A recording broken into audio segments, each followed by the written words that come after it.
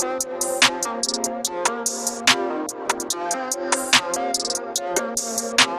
your base belongs to us. It's a flood of talk.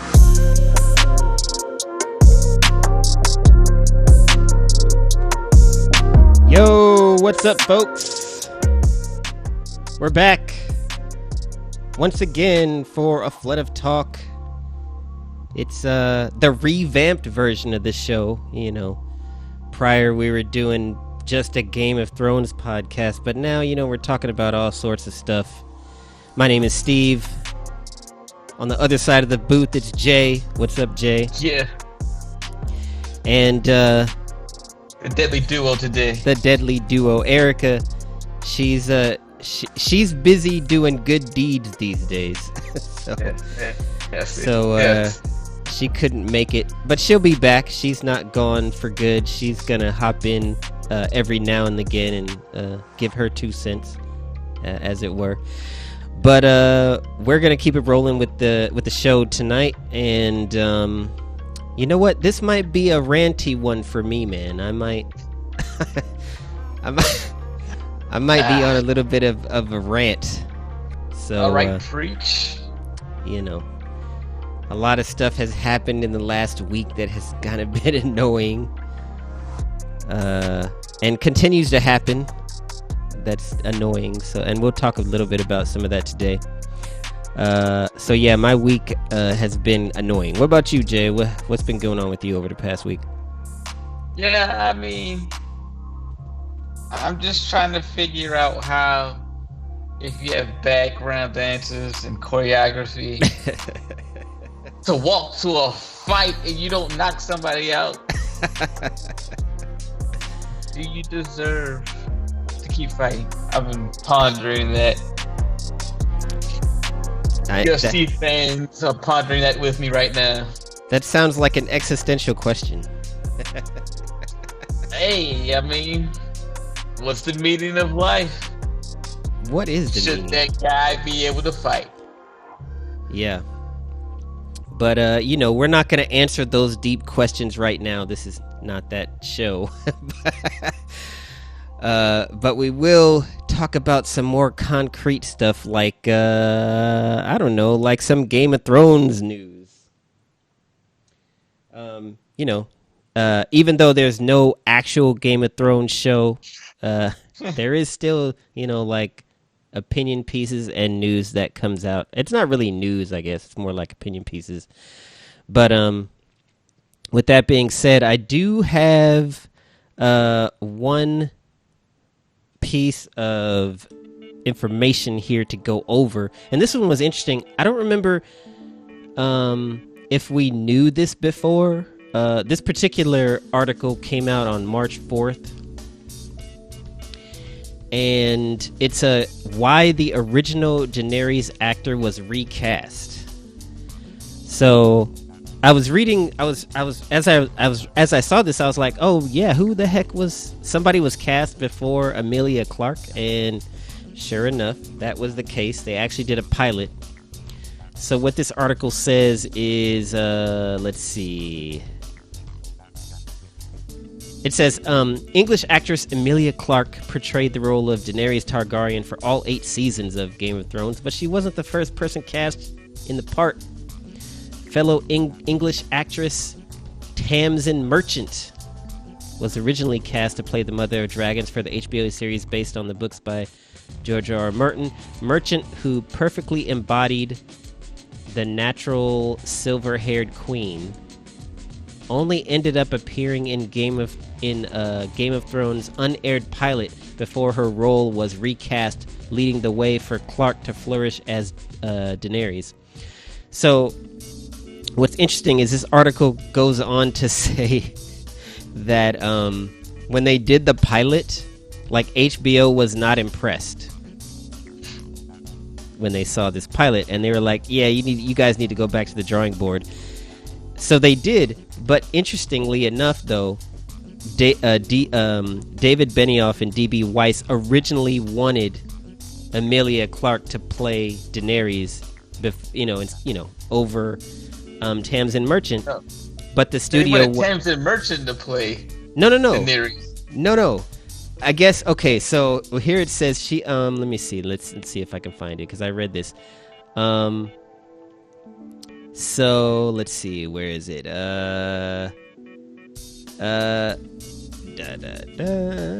Okay. During her efforts, she put her sights on. Oh no. Okay, that's the story inside of the show.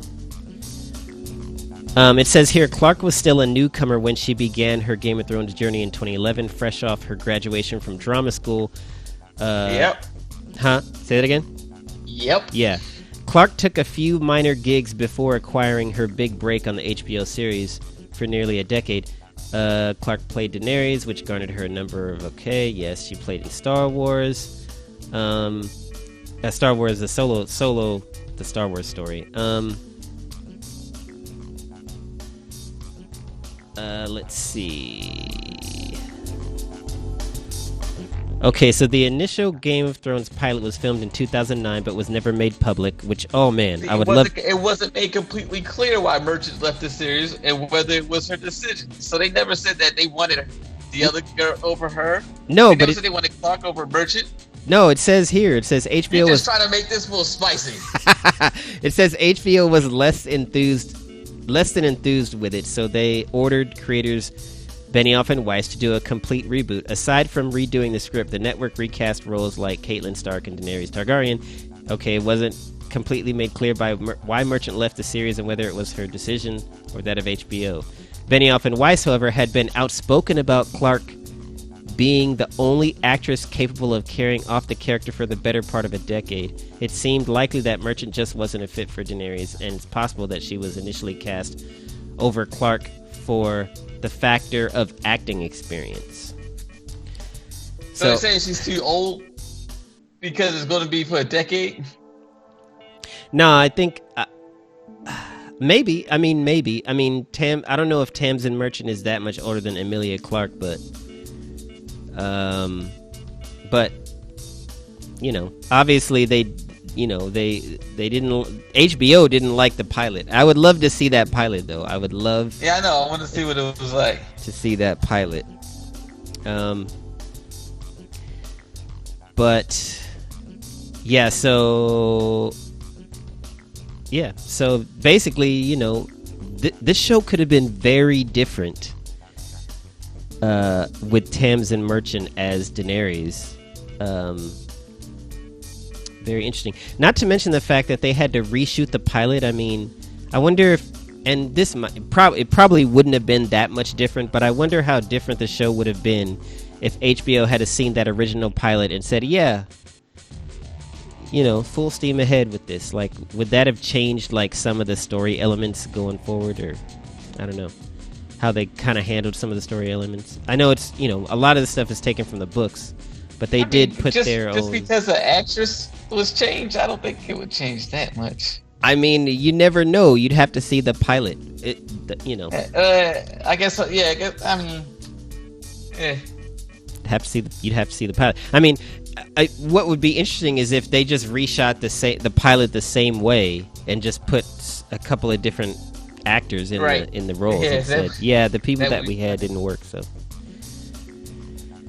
you know, who knows? We'll never know. Unless somewhere, that pilot is somewhere. If in the pilot also they were trying to convince, they're trying to convince the network to pick it up in the pilot, and they had a twin humping scene in the pilot, they're probably like, I can understand why that part would also flop too. So they could have reshot it with different actors, but now they're kind of they've broken that. Yeah. Yeah, that's true. Yeah, maybe. But I'm saying that's jarring. You haven't read the book, and next thing you know, the twins are going at it. That'll shock the senses. That would totally do that. That's for sure. That would totally do that. But yes. But you know what? I'm just waiting for someday somebody is gonna put that pilot on the internet. Some insider at HBO is going to be like, oh, we got the pilot. If it hasn't been destroyed already. Oh, yeah, right. That's very true.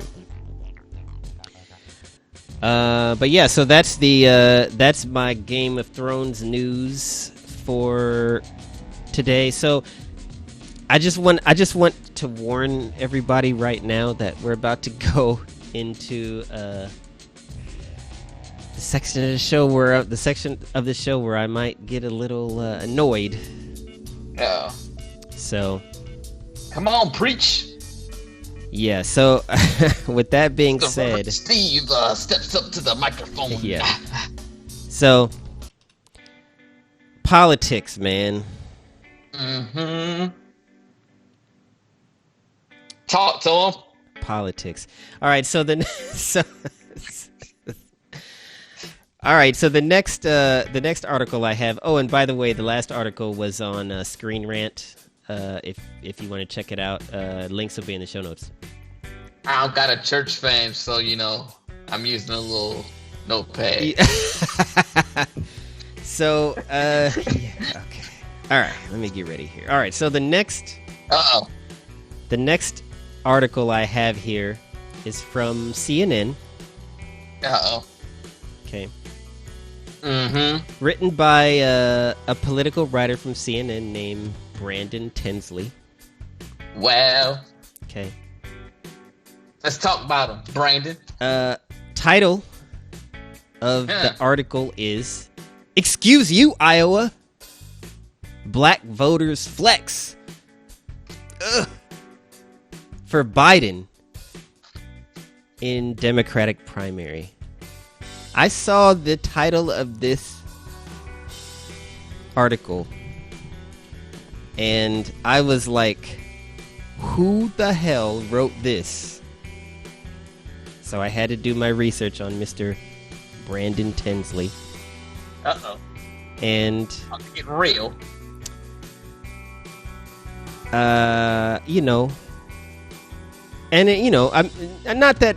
let me just back up. Not Brandon.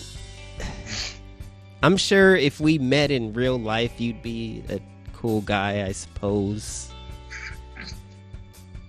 But when I went and looked at your articles that you've written, your politics articles, they're not really that insightful. Let me just say that. The one thing that he do. Okay, here's the one thing that I will say, and this is one. This article, we're talking about black voters here, right? The one thing that I hate. I think so. Yeah, the one thing that I hate is how, on the reporting side, that black voters are treated as like we're all just one type. Like you know what I mean? Like there's no. You're talking about the black vote. Yeah, the black vote. Like that's just one thing. Like all you got to do is one thing, and you'll get the black vote. Well, actually, no. They do talk about two types of black voters, though. Let's be honest. I'm going to be 100% honest. Okay. Because they talk about the black vote. Yeah. And then they also talk about black women voters. Okay. Yeah. They give us two. That's true. Although the funny thing about that is how the current talking about black women is older black church ladies, according to Joy-Ann Reid, and a lot of people have picked up on that. But there's that. Yeah. There's also the angry black women too. yeah, of course. Oh. Well, let me just go to this article. So here's, and I'm gonna kind of read the word. I'm gonna read what this article says. So as the dust settles on Super Tuesday, so this was last Tuesday, one thing has become abundantly clear: underestimate black voters at your own peril. Underestimate black voters. Okay, whatever. Not even 5 days ago. And it's not the safe thing to do. Damn it, peril. Yeah, peril. You don't use peril when it's trivial. You don't use peril when you stub your toe. Yeah. Real now, danger. I'm gonna put in my own 2 cents here and say that that's kind of what. Underestimate. Okay, I guess if you want to say, if there's somebody out there that's saying, oh, the black vote doesn't mean anything, okay, yeah, then that's underestimating the black vote in a Democratic primary. I don't know who the heck is doing that, literally, but regardless, let's keep going. Not even 5 days ago, former Vice President Joe Biden's bid for the 2020 Democratic nomination seems as if it had hit a snag following a string of disappointing performances throughout February. In the Iowa caucuses, Biden came in fourth place. The New Hampshire primary struck yet another blow to his campaign. Fifth place. Oh man. In the Nevada caucuses, Biden landed in a distant second place behind Vermont Senator Bernie Sanders, who'd recently wrested the status of frontrunner from Biden. But then, there was South Carolina. And the beginning of Biden's bounce back. Okay, propelled by the coveted endorsement of the Palmetto State's Jim Clyburn. Oh, and I have some choice words for Jim Clyburn. Jim Clyburn's endorsements brought him over yonder. He arrived at the promised land, a front runner once again. Continue, good sir. Yeah. So Clyburn reacted to Biden's Super Tuesday by reiterating his endorsement and the importance of Democrats rallying around the former vice president, who is fastly mentally declining, I might add. I feel that this country's democracy is at stake.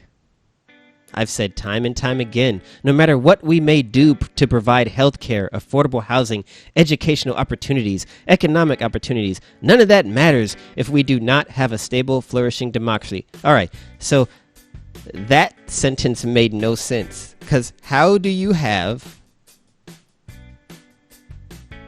provide health care, affordable housing, educational and economic opportunities if you do not have a flourishing democracy? How do you don't do those things? Okay, he's saying his sentence here is saying it doesn't matter if you have all those things if you don't have a flourishing democracy. Dude, how you don't have a democracy if you anyway. Okay, so it's either or, hey. Yeah, I got you. I'm gonna let you get yours off right now. You know what I'm saying? When you finish getting yours off, I'm gonna get mine because I'm quick with mine. You know what I'm saying? So, yeah, I'm saying. All right, so fine, I'm saying, get the clip, son. Yeah, so he says that he believes in Joe Biden. What the heck? Believe in Joe Biden. That's what Clyburn says. So on Super Tuesday, Biden saw a sweep across the South. Black voters made up about a quarter of the electorate in North Carolina, Virginia, and Tennessee. More than 4 in 10 voters in Alabama and 2 in 10 in Texas. All states the former vice president won. I'm going to skip down. So we know that a lot of black folks voted for Joe Biden. There is a breakdown, though, and I'll get into that in a minute. But if I keep going down further, here's what Mr. Tinsley says about trying to come up with a reason for why this happened. So he goes in to talk about how all these black voters voted for Joe Biden, and then he says, crucially, this doesn't mean that black voters are a monolith. Although he did just, for paragraphs on end, talk about the black vote as a monolith, if you read the article. There was a distinct regional element to Biden's appeal, observable largely in the South. Neither does this mean that black voters who support Biden are quote-unquote low information, or quote-unquote conservative, or quote-unquote establishment. They are simply motivated by factors and fears that other candidates have yet to speak to as convincingly. Okay, now here's I'm going to stop here, and I'm just going to deal with this right here. Brandon, you don't tell us what you think those factors and fears are. You know why you don't tell us? Because you don't have an answer. You're just putting this out there as a platitude. Okay? The fact of the matter is, older black voters voted for Joe Biden in the South. Why is that? One, because one, they are low information in the sense that most of them probably are not aware of Joe Biden's past record on policies that affect minorities. If they knew about it, they wouldn't have voted for him. Number two, older black voters in the South are more conservative than black voters in the West or black voters in the North or younger black voters. Okay, so that's 1 and 2. These are low information in the sense that they didn't know Joe Biden's record. And 2, they are conservative because older black voters in the South are conservative, dumbass. I'm not going to give them the term establishment because if you're a black person in America, just the average black person in the population, you're not establishment because you ain't got no money. You don't have no political power like the majority race in the country is white people. Okay, so I'm not going to put the establishment label on any black voter, but I will put not having enough information about Joe Biden, and I will put conservative because those are actual facts. Okay. And then the other candidates have yet to speak convincingly. Okay, I'm gonna be fair here and give you the term convincingly as a qualifier, because other candidates, namely Bernie Sanders, has been speaking to the things that actually would be important to black voters. Okay, it's just that you, as part of the establishment media, has not informed these voters of the information that they actually need to make a proper decision when they go into the ballot box. Well, can I just say? Yeah, it's you now, man. It's you now. I mean, I do slightly disagree with you on a couple of points. All right, go ahead. You say they might not know about Biden's past, and if they did, they wouldn't vote for him. Not 100%. I'm not. Yeah. I'm just saying I think you're wrong. Okay. So let me say, because I think a lot of our elders gave us the F y'all. We got ours. We're comfortable at this stage. Oh man. Vote, so we're going to vote for this guy who keeps it right where it is. Oof. Yo. That's part of it. So they know good and hell well what he did vote for. Okay. The other part of it is that they are also comfortable with the racism they can see. Damn. A lot of them are. We'll keep Trump in office then. Good grief. Well, and see, the difference is that the racism that they can see that's being displayed by Trump and see that's being displayed by Biden, you know what I mean? Would you, if you had to stare down somebody with a 45 that's cocked with one in the chamber and his finger on the trigger, or somebody that had a kitchen knife and you had to fight him, who are you going to pick? Wait. If you're trying to live. If I'm trying to live? Wait. Yeah, you had to pick somebody to fight. One of them's got a 45 with one in the chamber, is cocked already, and their finger on the trigger, and the other person's got a kitchen knife, and you got to fight one of them. Ooh. Well, that's a You're going to pick the fucking with the knife. You're going to pick, because the one with the gun is going to kill you immediately. Boom, fight till you're dead. Yeah. Okay, so if you're saying you got to get to, yeah, absolutely, yeah, you pick the one with the knife. Trump is holding the gun, and Biden's got the knife. So they're saying, well, that's what we're going to take. We're going to take the knife over the gun. Okay, so that's part of that decision. I'm just saying, so, and they know his past. I'm saying, you're saying that they don't know his past. I'm saying I think a majority of them know that past, and again, it's the F y'all, we got ours, we're comfortable now, so we wanted to stay right where it is. And the other part is with the racism we can see and that we know. So I had to throw that out there. All right. So, and my thing is, I keep hearing this, that people are saying they're voting for Biden because he's the safe choice, he's electable. Right. Well, how is he safe and electable if it took him 40 years to win a primary? Well, yeah, he's winning them in bunches now. Well, but it took him, this is what, his fourth try? Yeah, this is his fourth, I believe. Okay, so he ran 3 times in a row and did not win a single primary 3 times. It took him 3.5 tries to win a primary. I don't care if he's winning in bunches. That's the very definition of not electable, because you've done it repeatedly and not gotten elected. You know what the difference is this time is? He was Barack Obama's running mate. I guarantee you. I know that is it, and that's Or the other part vice of why. president. That's the other part of why black folks voted for him, because Obama picked him. Yeah. Now those are low information voters because Obama picked them. Yeah. Well, the reason Obama picked them is because he can make the racist white people okay with the possibility of electing a black person, because they'll think he's pulling the strings. Yep. That's why he was picked. Those are some of the low information. But again, the vast majority are either the comfort voters, the F y'all comfort voters, or the racism we can see voters. Yeah. But interestingly enough, though, like the constituency, the black constituency that voted for Joe Biden were adults or late teens when he was against busing, when Kamala Harris came at him about that.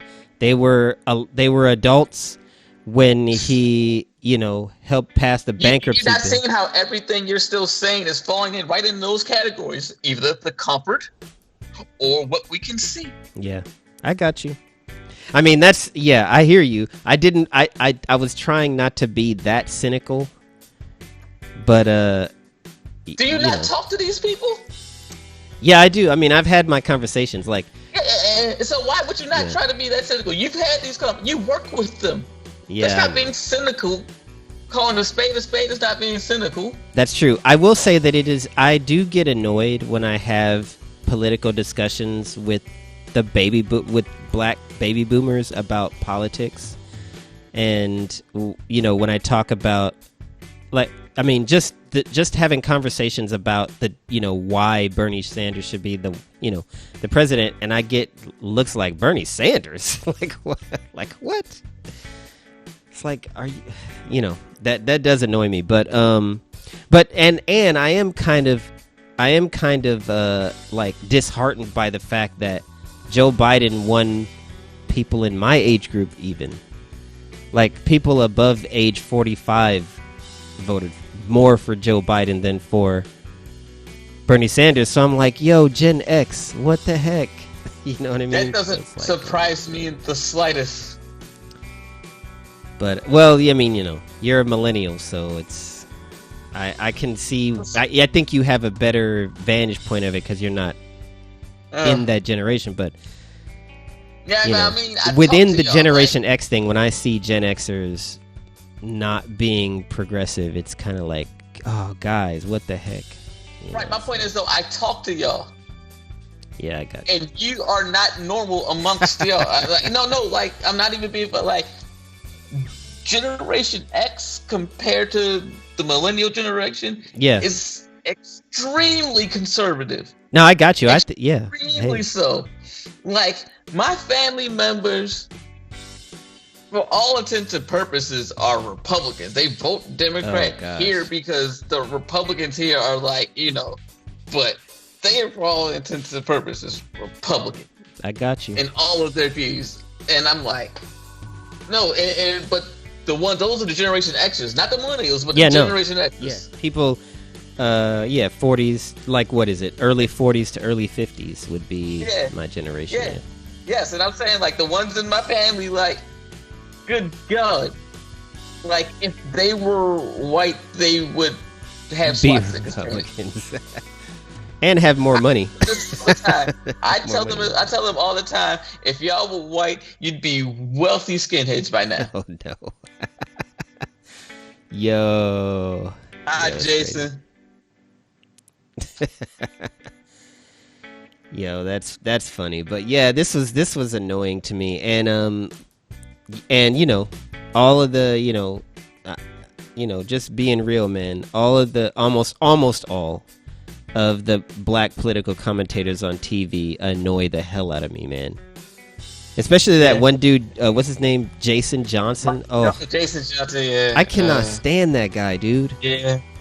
God, and why did he have to beat that Morgan? Why he got to be from? I know, right? For real. Like, I'm trying to. Come on, man. Like, man, boy. Ooh, Jason. I don't know. But yeah, that on the podcast and shit. Yeah, well, yeah. That's not, that's how it goes, though. I mean, you know what I mean? It's like, this is a politics, and just how it goes down is just a giant monster. It's like, sometimes it just feels like there's nothing that you can do. Like, it's just, you just gotta, it's like, no matter what you do, it's like, it's just gonna go the wrong way. It's always the lesser of two evils, but damn it, I'm tired of picking evil. Yeah, same here, man. Same here. But I think I've opined enough. But yeah. So there's that. You can read this article over at CNN. It's possible that there are plenty of people who would be listening to this right now or later that are going to completely disagree with what we've just said regarding this. But tons of people are going to hate everything we just said. Yeah. And, I mean, it's going to be like. Oh yeah. Oh, and then the final thing, because I said I was going to say something about Jim Clyburn. So my comment for Jim Clyburn is okay. So I know that he has a very legendary. He's a legend as far as like civil rights goes.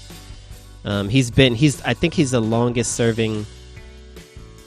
Is he currently the longest serving member of Congress, or the longest serving black member of Congress? Let me see. So he's says, old and been around Congress for a really long time.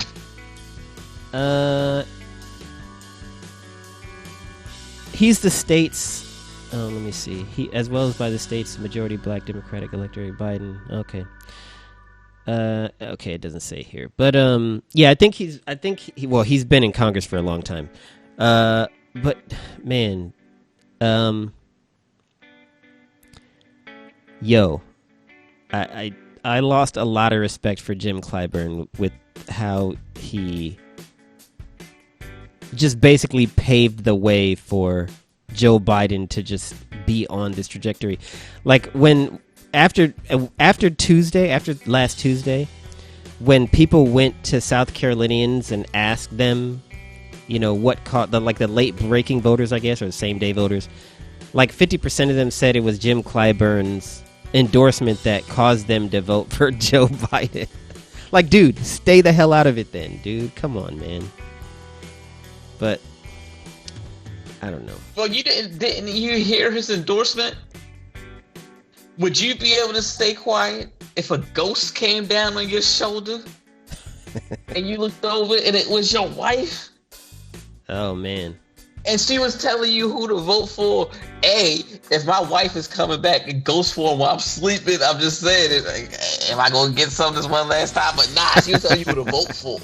Like, okay, fine. Can't stay quiet about that. Oh, my gosh. Anyways.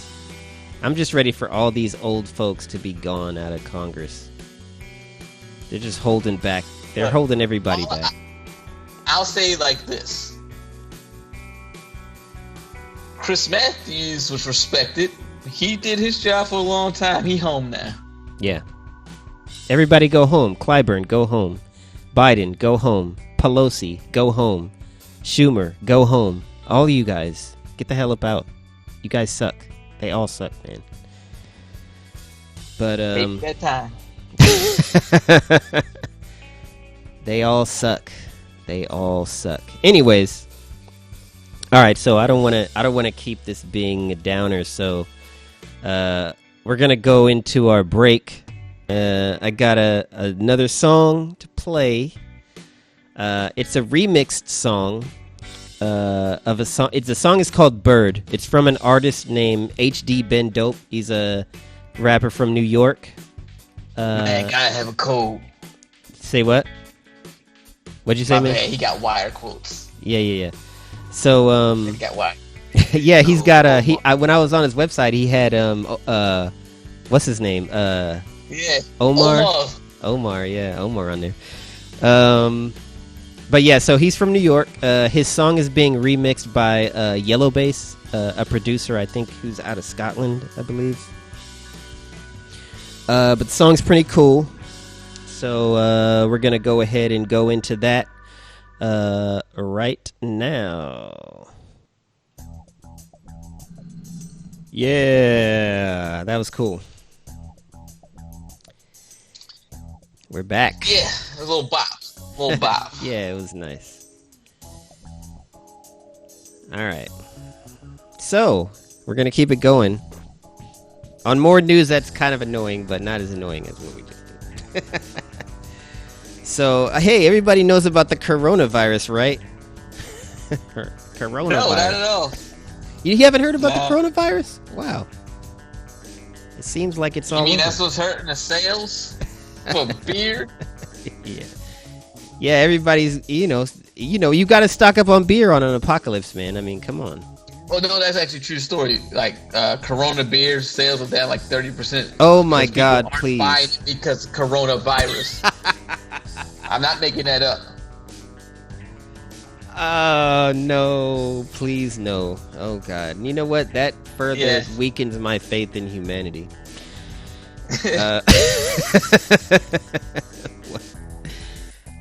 Anyways, so this next article is from TMZ.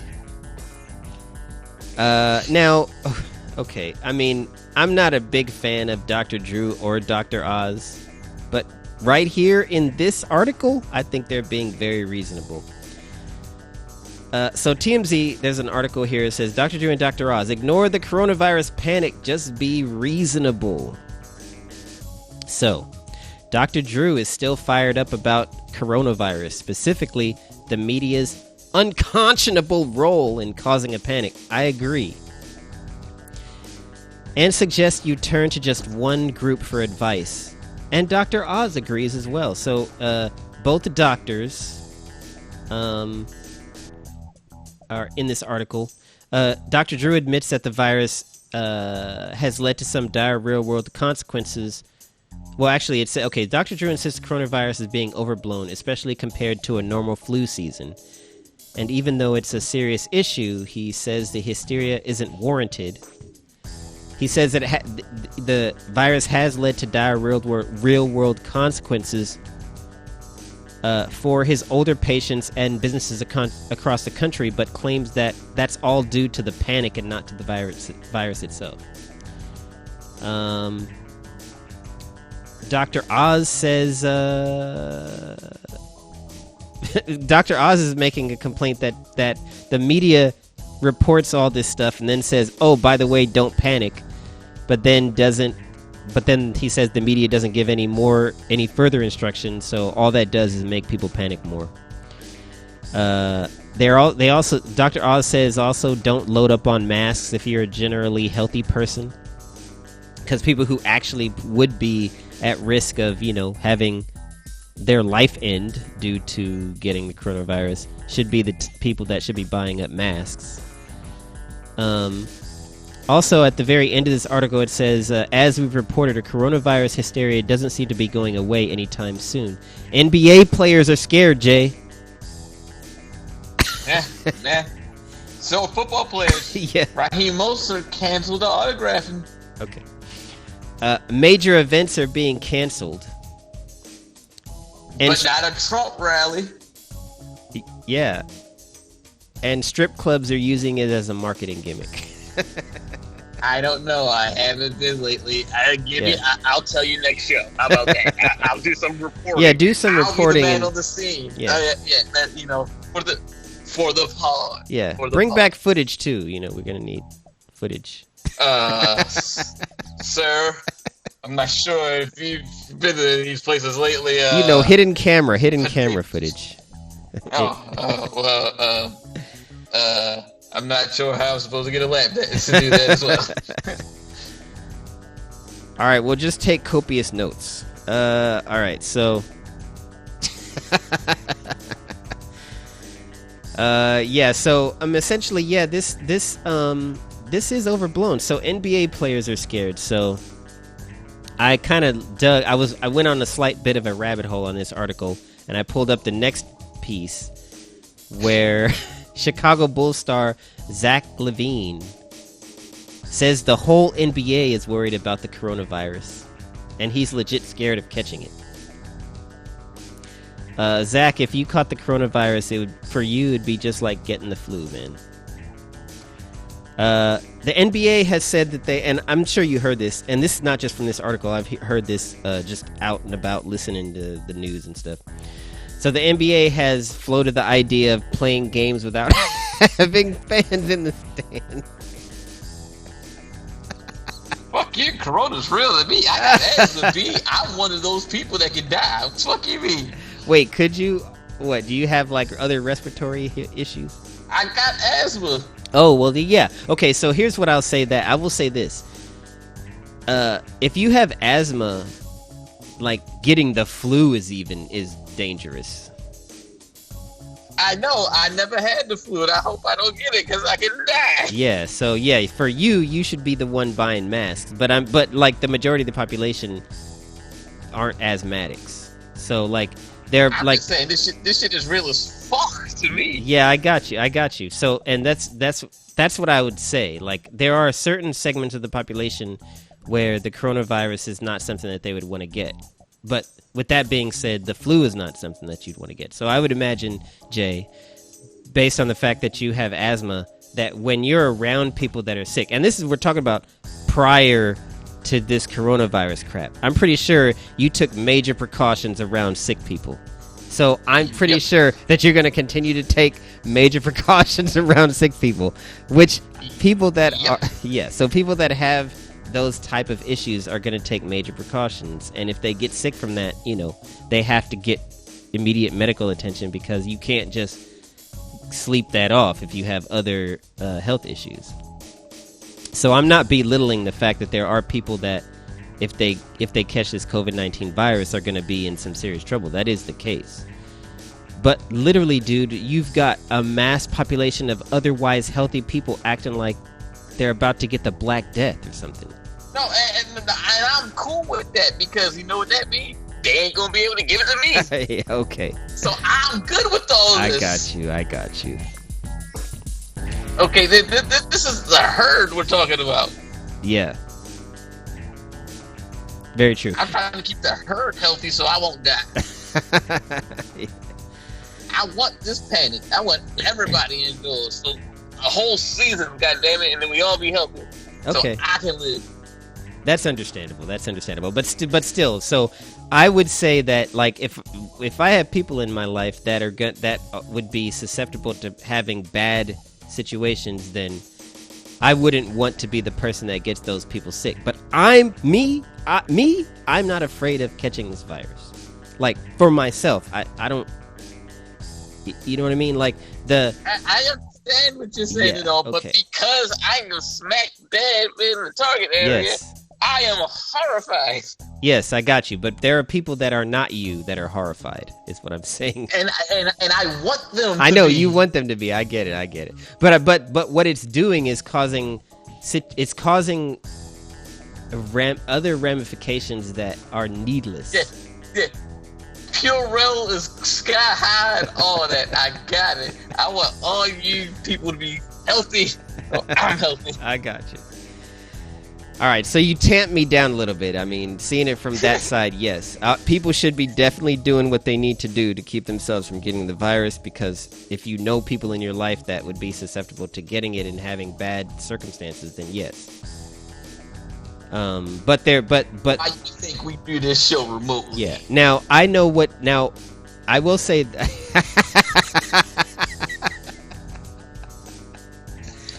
Yeah. So I will say that. I will say that. I can see it from your side that you would rather just people be panicking than to be careless. Yep. Yeah.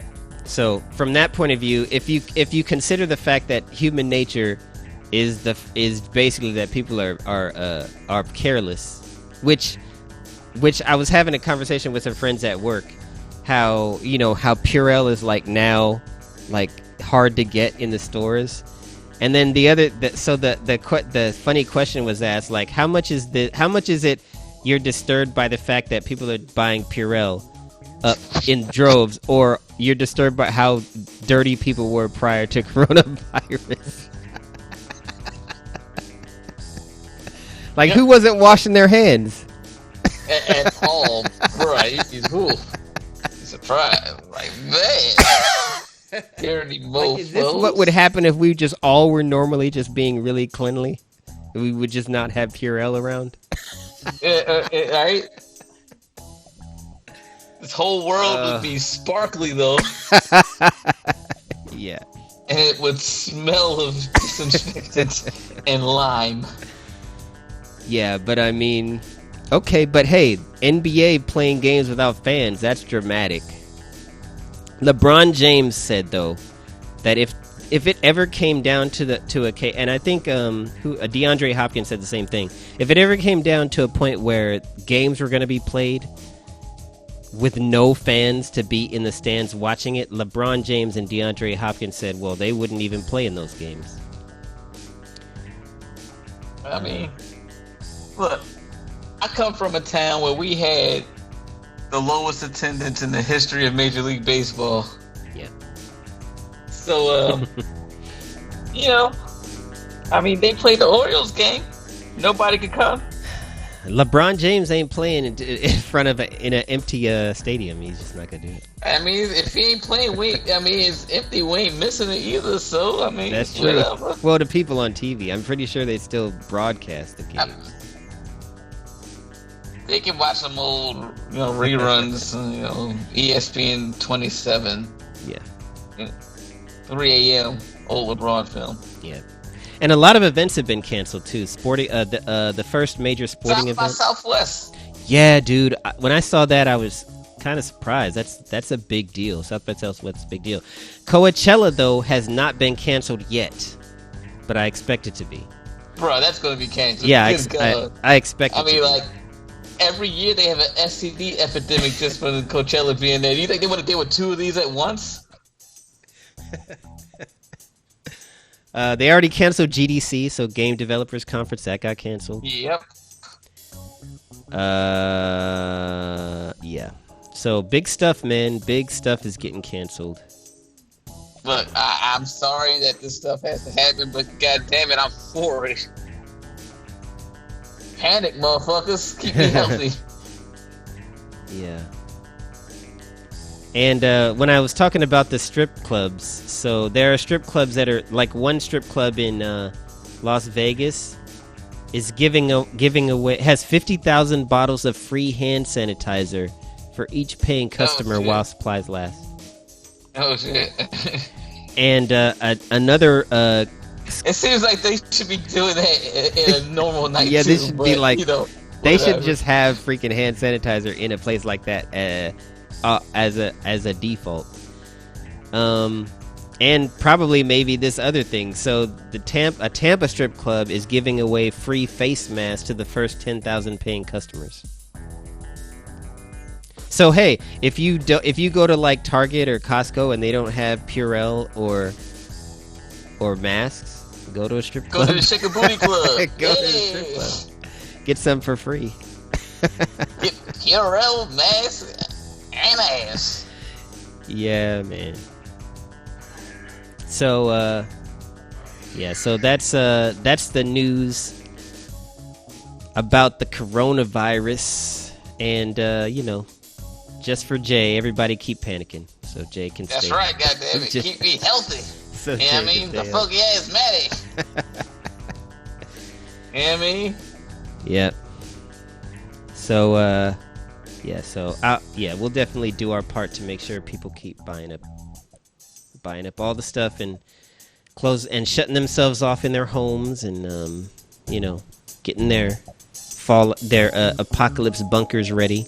Oh, as a matter of fact, them people was right in them motherfuckers though. They ordered. They good right now. They got all the hand sanitizer and canned beans in the world. They got like they got a shelf full of hand sanitizers and you know what I'm saying? Yeah. They got wipes.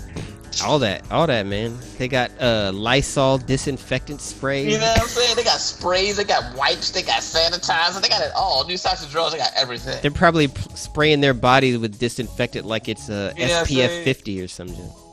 And they gonna walk up. They probably walk outside or in insect those repellent outbreak suits. It's like, yo, I got my coronavirus repellent. Shh. You know what I'm saying? They breathe in like Darth Vader when they come outside. Yeah.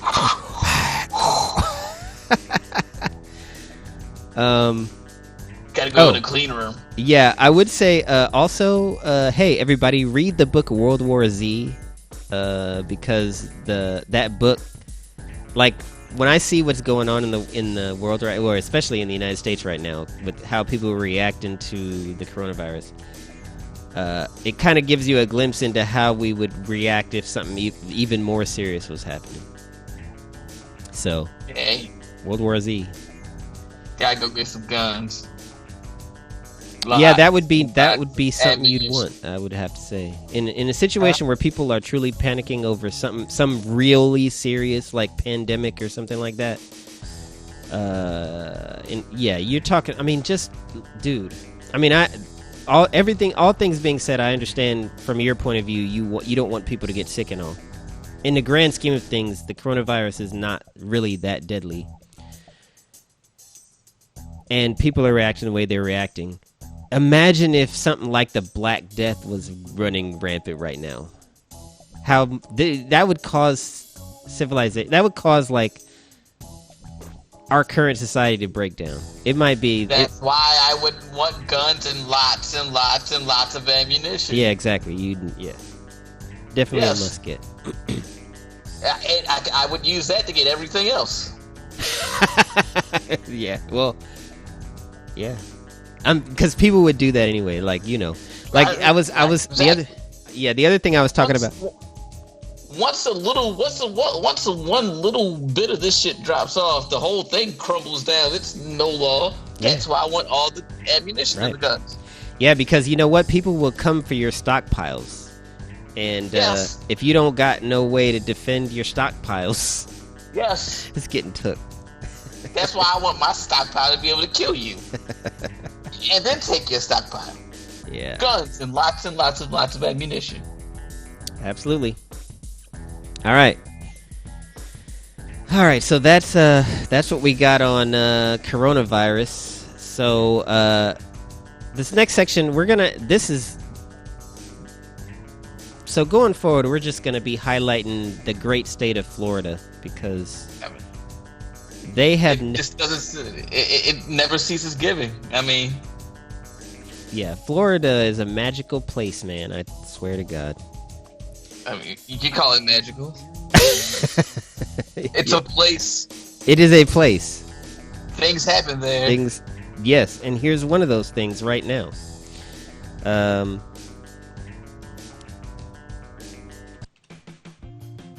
Florida man. Sounds like a superhero. Florida man, or maybe a villain based on this story here. He's like the Mad Hatter's sidekick. Yeah. Florida man, yeah, exactly. Okay, so Florida man killed sleeping couple, enlisted stepdaughter, her boyfriend to bury bodies in swamp, sheriff says. So, you know, this section we really kind of deal with more funny sounding news. This doesn't sound funny, but there's a part in this story that was hilarious to me. So, in any event, so this Florida man was arrested Saturday in the double murder of a couple who investigators say were shot as they slept, then buried in the swamp behind their home. Todd Michael Jackson, 34, was taken into custody without incident and charged with 2 counts of first-degree murder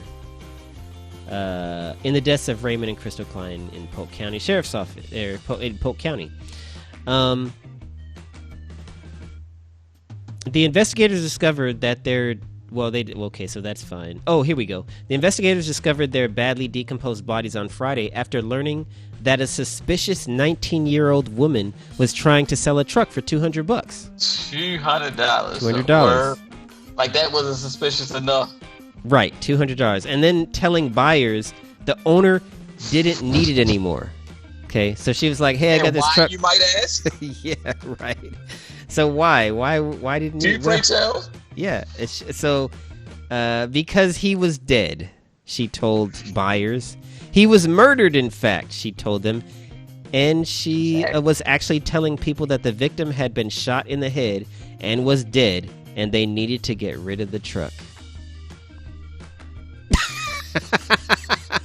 Like, can you imagine that, dude? This is the girl, I guess, that helped with her boyfriend, helped to like get rid of the bodies in the swamp.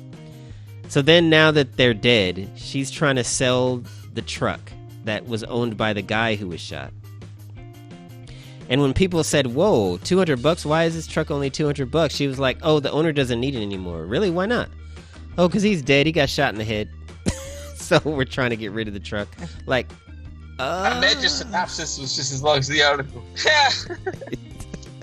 It's like, let me get back to you on that. You just wait right here. I gotta go check on some stuff.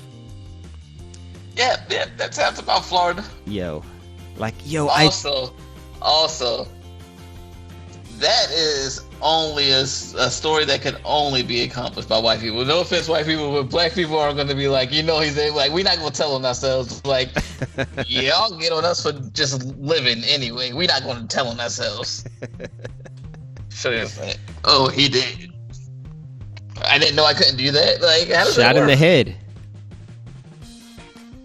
Like, she literally told the buyers exactly what happened to the guy for real. Yeah. While trying to sell the truck for $200. What kind of truck was it? I got questions. It doesn't say. $200. I know I need like year, make, and model. Like $200. Was it like a 1987 F-150? Oh with my gosh. 275,000 miles on it. Yeah. So if you're watching on stream, or when you see this back on YouTube, I'm gonna show you a picture of these guys. Oh yeah, no. You already know what they look like. These pictures are just gonna confirm it. Yeah.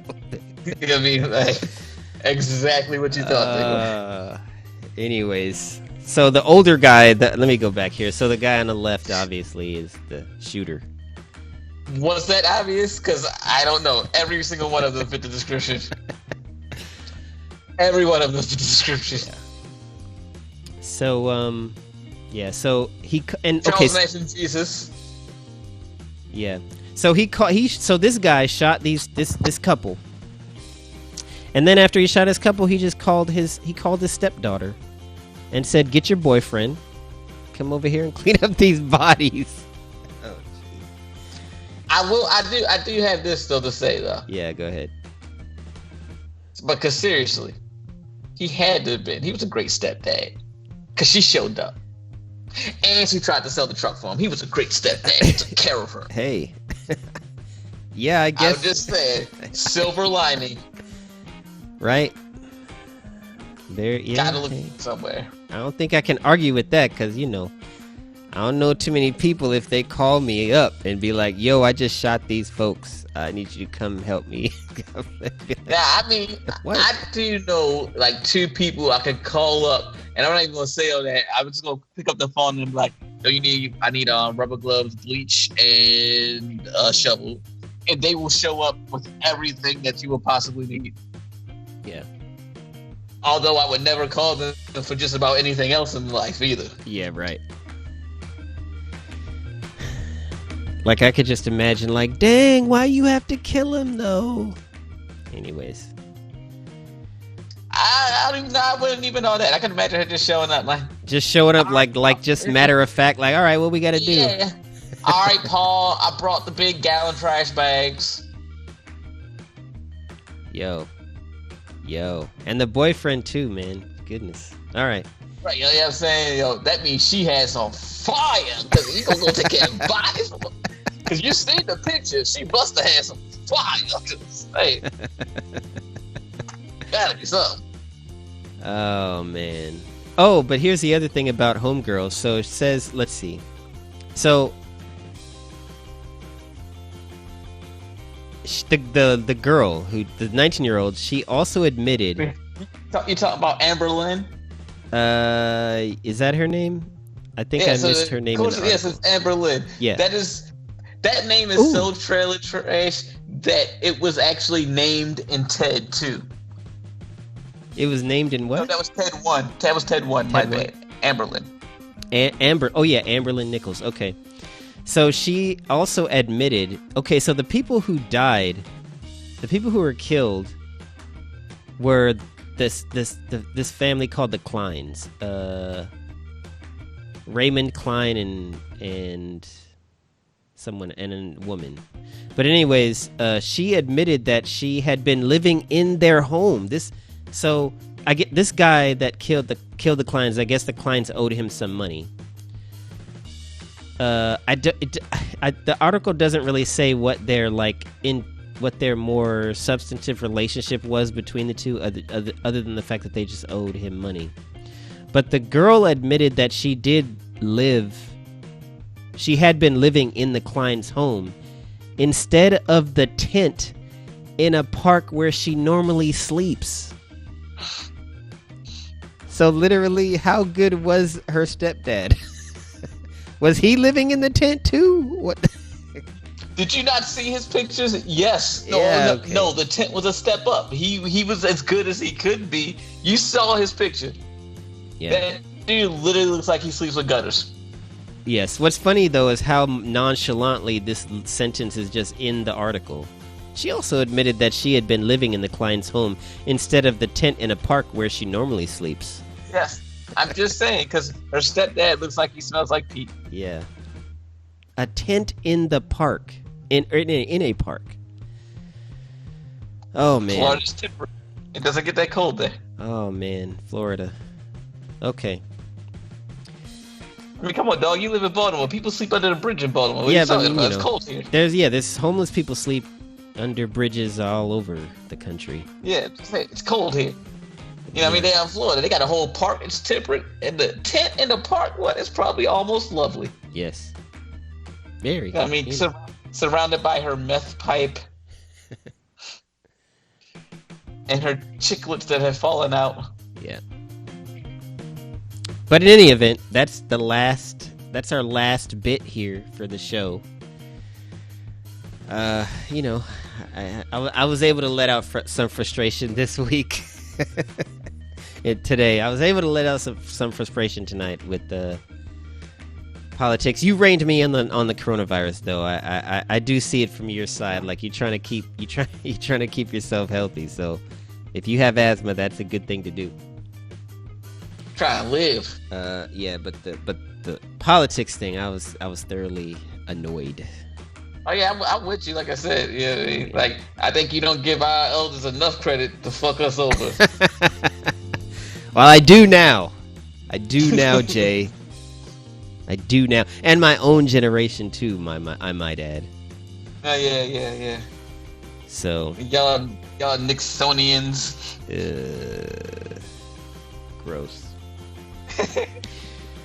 But let me get us ready to get out of here. I look like Roger Stone's back. Yep.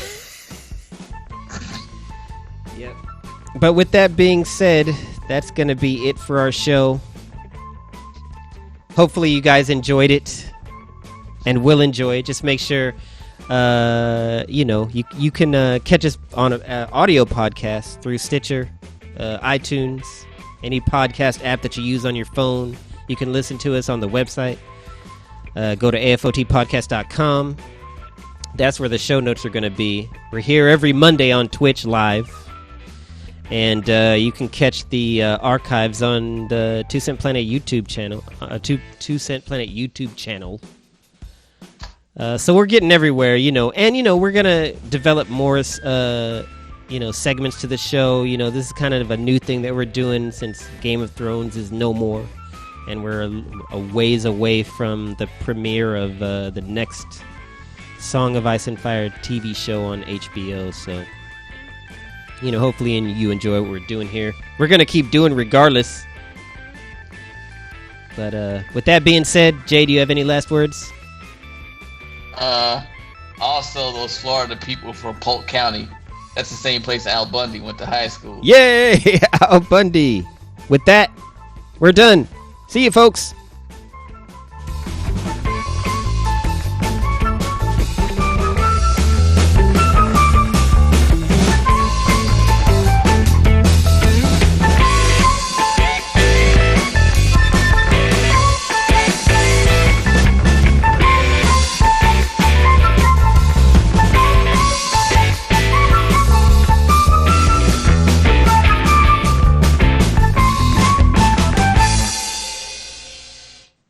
A Flood of Talk is a 2 Cent Planet production.